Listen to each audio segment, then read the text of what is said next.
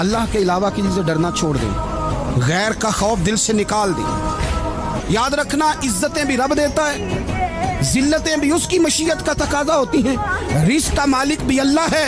आप गैर का खौफ निकाल बाहर फेंकें। इज्जत है हमारे पास, इज्जत, जिल्लत दूर हो गई।